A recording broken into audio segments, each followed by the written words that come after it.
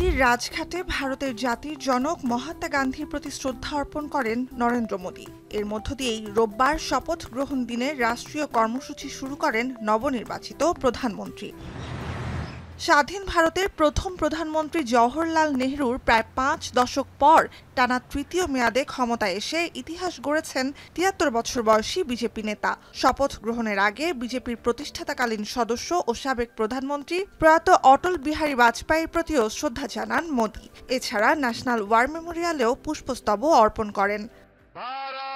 দেশি বিদেশি ৮,০০০ অতিথির উপস্থিতিতে স্থানীয় সময় রোববার সন্ধ্যা ৭:১৭টার দিকে রাষ্ট্রপতি ভবনে শপথ নেবেন মোদী। তাকে শপথ পড়াবেন ভারতের রাষ্ট্রপতি দ্রৌপদী মুর্মু।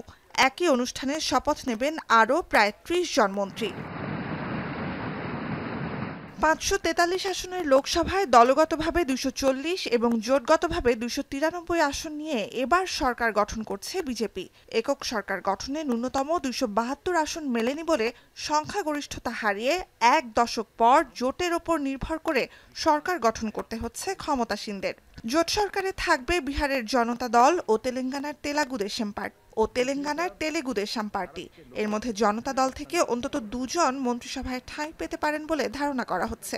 বিজেপি নেতৃত্বাধীন এনডিএ জোট ছেড়ে বেরিয়ে যাওয়া এককালের ঘনিষ্ঠ শিবসেনাও এবার জোটে ফিরতে পারে বলে চলছে জোর গুঞ্জন। ভারতীয় পার্লামেন্টের উচ্চকক্ষ রাজ্যসভায় বিরোধী দলীয় নেতা হিসেবে প্রধান বিরোধী দল কংগ্রেসের প্রেসিডেন্ট মল্লিকার্জুন খার্গে উপস্থিত থাকবেন মোদীর শপথ গ্রহণ অনুষ্ঠানে। তবে বিরোধী ইন্ডিয়া জোটের অন্যতম সদস্য ও মোদীর কট্টর বিরোধী পশ্চিমবঙ্গে ক্ষমতাসীন তৃণমূল কংগ্রেস যোগ দেবে না আয়োজনে। জাঁকজমকপূর্ণ আয়োজনে যোগ দিতে বাংলাদেশের প্রধানমন্ত্রী শেখ হাসিনা, নেপালের প্রধানমন্ত্রী পুষ্পকমল দহল প্রচণ্ড, শ্রীলঙ্কার প্রেসিডেন্ট রনিল বিক্রমাসিংহে সহ সার্ক রাষ্ট্র ও সরকার প্রধানদের অনেকে এরই মধ্যে পৌঁছেছেন দিল্লিতে।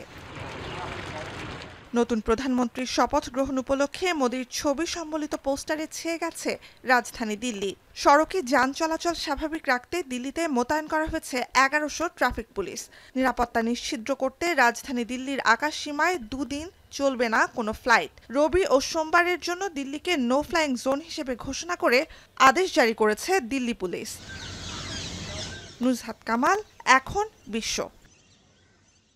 সানবিট সব দিবে সামাল। সানবিট ম্যাজিক প্রেস ডিশওয়াশিং এর মাথা ঘোরানোর সলিউশন।